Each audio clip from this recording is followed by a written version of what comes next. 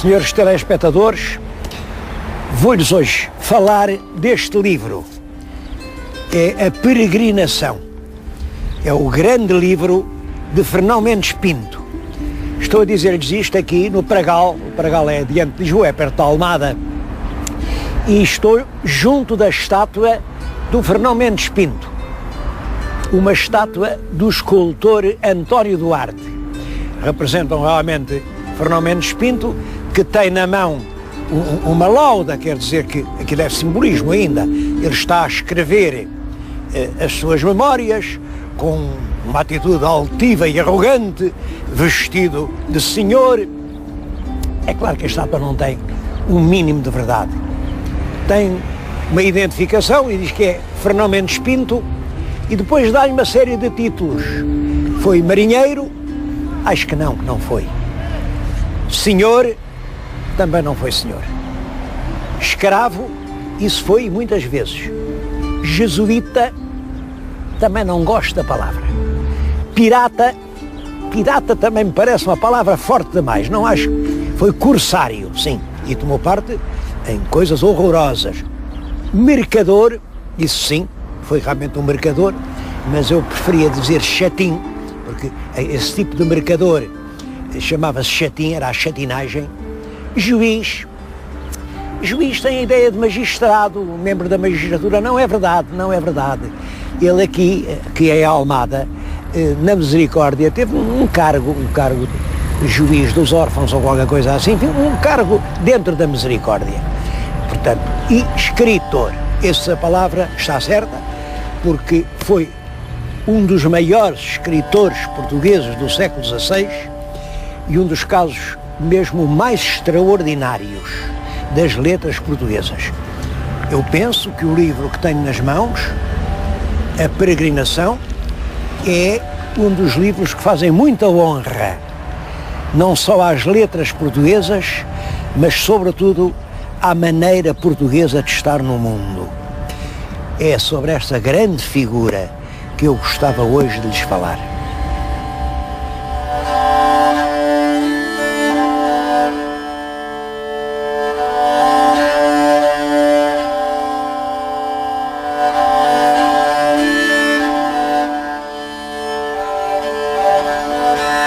Toda a peregrinação é um relato de acontecimentos pessoais, de cuja veracidade eu não tenho razão nenhuma para duvidar. E conta como durante esses, foram 17 anos de aventuras, durante as quais ele primeiro combateu lealmente, depois foi feito escravo, foi leiloado, comprado por um grego, e depois foi libertado, e foi salteador, e foi traficante, e matou, e incendiou aldeias, e saqueou as terras, e com tudo isso conseguiu acumular uma bela fortuna. Diz ele que eram 9 ou 10 mil cruzados, uma fortuna muito importante para o tempo. Estava rico, e agora estava rico, restava vir para Portugal. Era um homem que vinha lá das Índias, muito rico, queria ir outra vez para a terra dele, Montevoro Velho, comprar uma quinta e viver como um grande senhor. E para isso foi para Goa, à espera do navio que o trouxesse de regresso a Portugal. Mas é em Goa que acontece o mais importante acontecimento da vida de Fernão Mendes Pinto. O único de que ele nem fala na peregrinação. Visitou o colégio dos jesuítas e naquele ambiente místico no claustro, com os olhos expostos na figura lívida do cadáver do Salvador. Nessa altura chega a Goa o corpo de São Francisco Xavier, que ele, Fernão Mendes, tinha encontrado por esse mundo enquanto ele, Fernão Mendes, roubava e traficava. Aquele Padre Francisco, esse abençoava, perdoava, semeava caridade e amor. E ele, há qualquer coisa estranha que eu não sei explicar, mas ele de repente percebe que há no mundo coisas mais importantes do que ganhar e afarrolhar o dinheiro. A verdade É nós próprios sermos fiéis a algum chamamento grande que vem de dentro. E ele, de repente, isto é em 1554.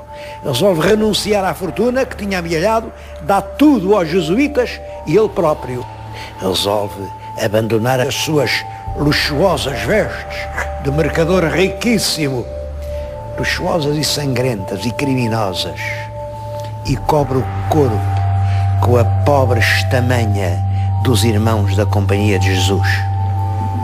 E é irmão jesuíta durante cerca de ano e meio, os anos de 54 e 55.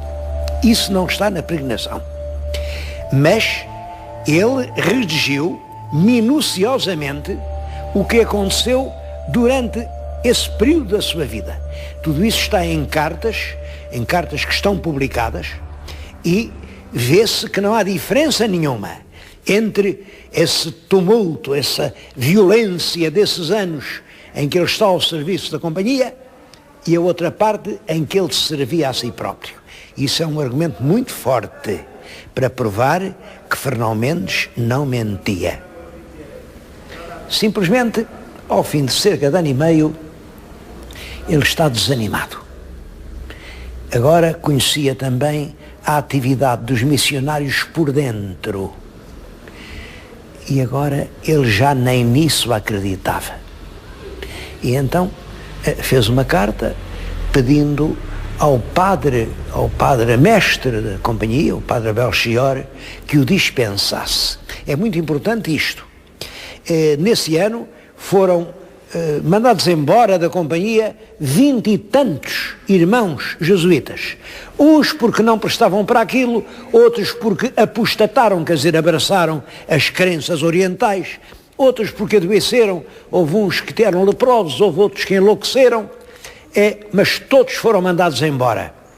Há só um de quem eles dizem: foi-se embora porque pediu para se ir embora. Era o nosso irmão Fernão Mendes Pinto. Eu creio que ele se foi embora porque também essa experiência religiosa o desiludiu. Ele viu que eram muito belas as palavras, mas as ações eram tão diferentes. É tão diferente aquilo que se prega daquilo que se faz. E tristemente resolve abandonar a roupeta. Com a roupeta ficava a fortuna e regressar pobremente a Portugal.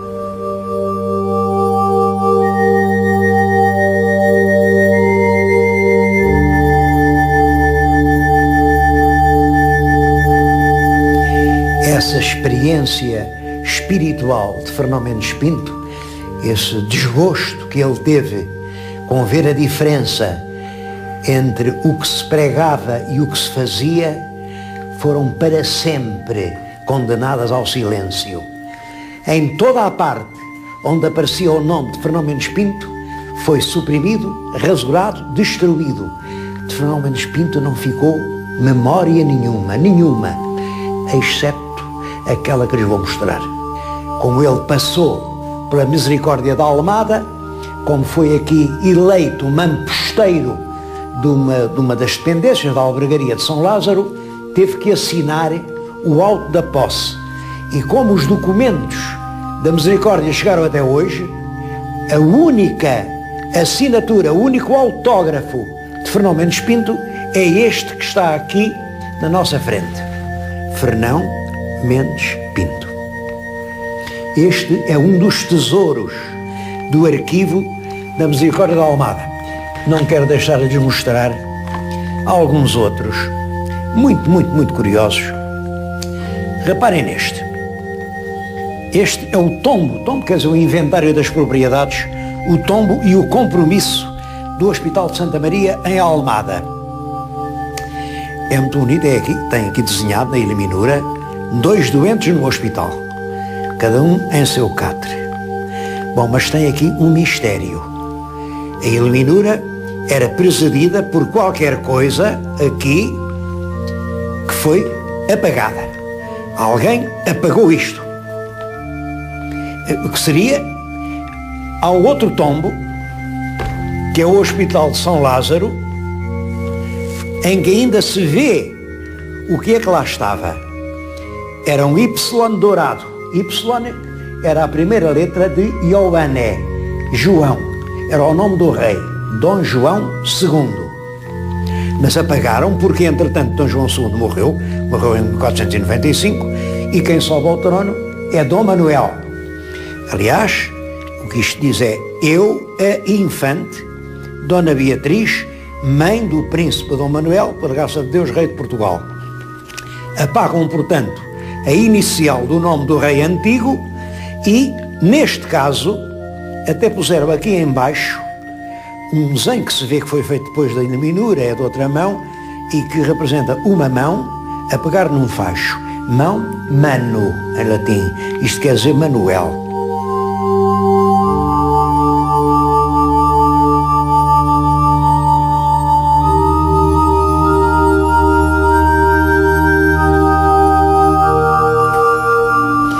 Eu tenho a sorte de lhes poder falar na vida de Fernão Mendes Pinto, na própria casa que ele habitou.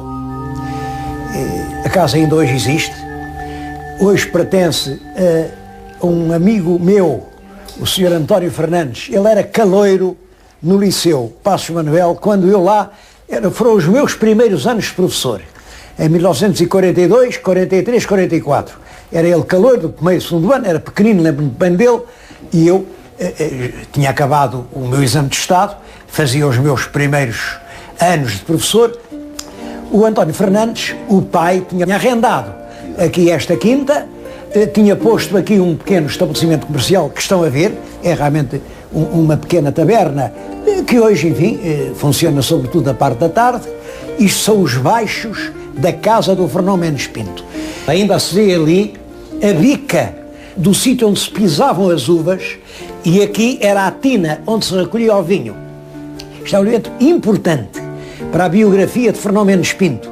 Os seus últimos anos, a gente sabia muito bem que ele tinha-os passado aqui, dizia-se que era no Paragal, e não se sabia de que é que ele vivia. Bom, eu creio que isto explica tudo. Era um produtor de vinhos de uma região de vinhos afamados, os vinhos cheirantes da Caparica, que já nos fala o Gil Vicente. Isto leva a compreender como é que nos últimos anos de vida, depois de ter vindo lá dos Orientes, e o Fernão Mendes Pinto ainda chegou a ser aqui em Almada uma pessoa importante. Ele foi juiz de uma atividade na Misericórdia, depois foi nomeado mamposteiro. Mamposteiro era o encarregado de uma secção da Misericórdia, que era um albergue de São Lázaro. Era ele quem comprava, vendia e administrava, e tudo isto implica que era um senhor importante. Ora, isso vinha-lhe exatamente de que era o proprietário aqui de uma grande vinha. Hoje isto está reduzido realmente a um sítio periférico, abandonado, e eu faço aqui o meu apelo ao IGAP. O IGAP, para quem não souber, é o Instituto de Gestão e Alienação do Património do Estado. O IGAP tem nas mãos esta joia preciosa, que é a casa onde Fernão Mendes Pinto redigiu a sua peregrinação. Oxalá que a não deixem destruir, oxalá que tratem isto com o valor que realmente tem. E como é que a gente sabe que isto é que era a casa do Fernão Mendes Pinto? Porque sempre se disse, um escritor no século XVIII já disse que era para o Paragal. E eu próprio, num programa já repeti, que foi no Paragal, é lá no Paragal que está a estátua, toda a gente acreditou que era no Paragal. E era. Mas até puseram lá uma lápide numa casa, a dizer, foi nesta casa que viveu o Fernão Mendes Pinto. Felizmente já tiraram a lápide.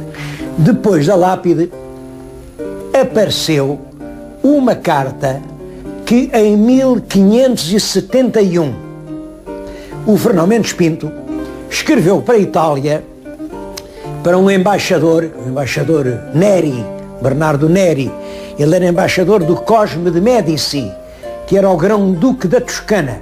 Era um homem forte como um rei. Bom, e esse homem, muito interessado em comércio, queria saber tudo sobre o Oriente, os negócios do Oriente, o que é que se devia comprar, vender, as oportunidades do Oriente, e mandou o seu embaixador aqui, a esta casa, ouvir o Fernão Mendes Pinto, porque toda a gente sabia que o Fernão Mendes Pinto tinha estado na China e na Índia e nas ilhas do Japão.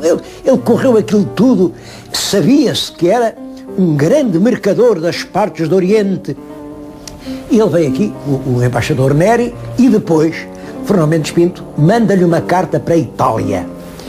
E essa carta, no fim da carta, tem a data e diz que foi escrita na minha, isto é a tradução italiana, Vila de Palença de Cima, mas vila é a maneira italiana de traduzir quinta com uma moradia.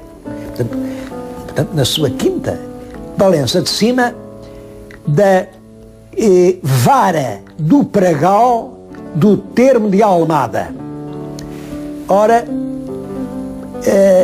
quinta de Palença de Cima é esta em que lhe estou a falar. Fica no termo do Pragal, e por isso o ter-se dito foi no Pragal da comarca de Almada. A casa ainda hoje tem vestígios dessa construção muito antiga. Primeiro, o aspecto geral da casa, que isto com o terremoto sofreu grandes ruínas, foi reconstruída em grande parte, mas a planta é a mesma. É uma casa burguesa de um proprietário do século XVI, mas à volta estão plantadas oliveiras que têm seguramente 500 anos. Está ali o poço, que já havia no tempo em que ele cá estava, claro, era assim que se abastecia de água doce, que a mulher que tinha menos de 30 anos que ele, era ali que ela ia encher o balde de água para dar de beber às filhas. Ele casou com uma rapariga muito nova, mas ainda teve algumas filhas, e aqui, durante os mais de 20 anos que aqui viveu, enfim, tinha muito tempo e foi redigindo pacientemente, página a página, este livro que é a Peregrinação. Quero chamar a atenção para uma coisa. Esta peregrinação que nós hoje conhecemos, é possível que não seja rigorosamente igual à que Fernão Mendes Pinto nos legou. E isto por uma razão. É porque ela foi censurada e revista por um amigo do Fernão Mendes Pinto, que também estava lá na Misericórdia de Almada, que era o Francisco de Andrade. Francisco de Andrade era um senhor muito bem visto. O Francisco de Andrade veio a ser o cronista-mor do reino, portanto, amigo do rei. Olhem, era nem mais nem menos que irmão daquela Dona Violante de Andrade, Condessa de Linhares, que foi a grande mulher dos amores de Camões. Talvez por isso, Fernão Mendes Pinto nunca fala de Camões.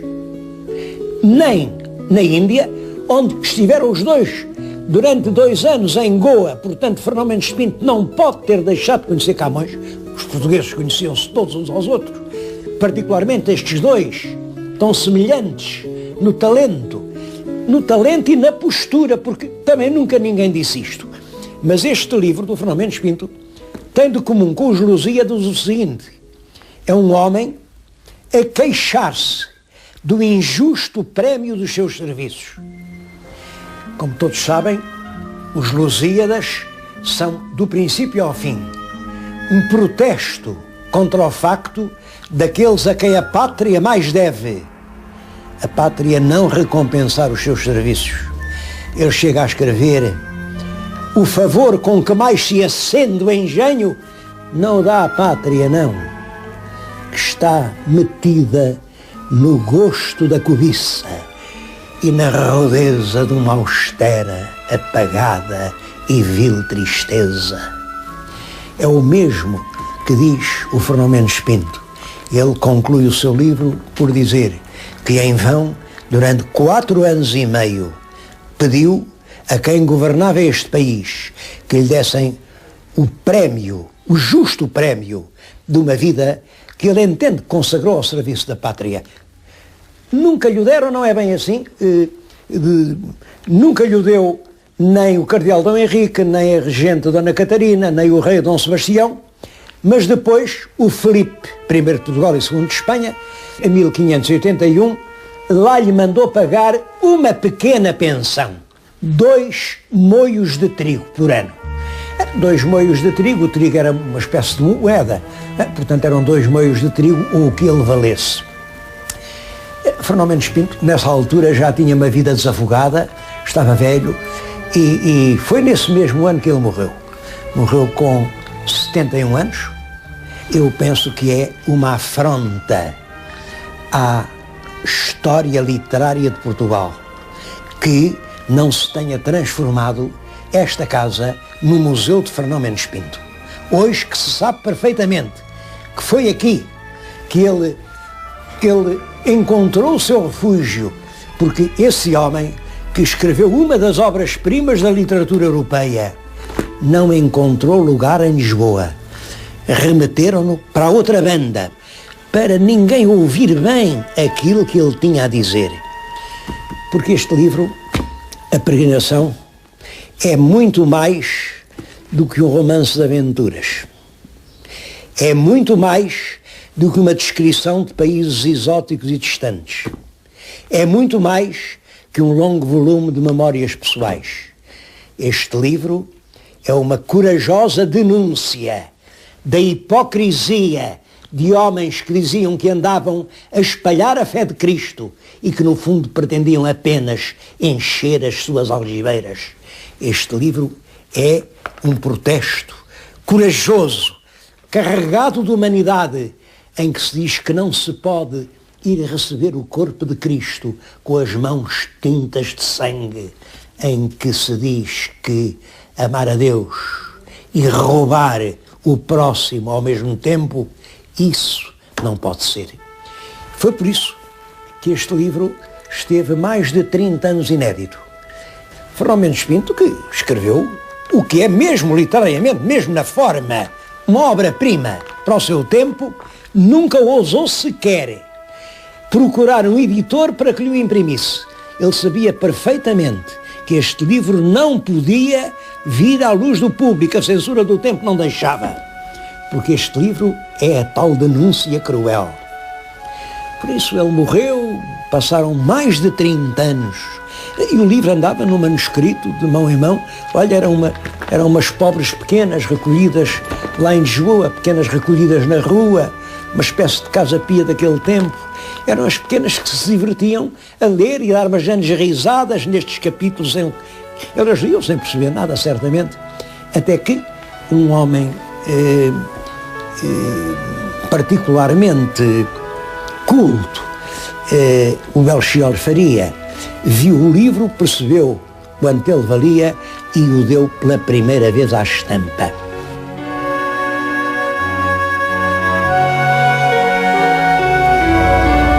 Antes de acabar o programa, ainda tenho uma coisa para dizer.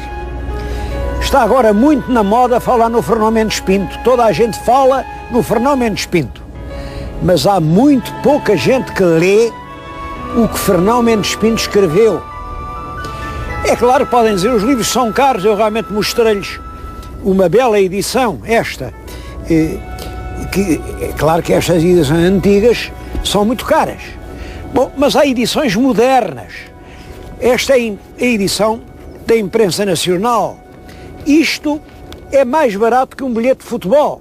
Portanto, só não lê quem não quiser. E para perceber Fernão Mendes Pinto, é muito mais importante ler o que ele disse do que o que depois tantos outros disseram acerca dele.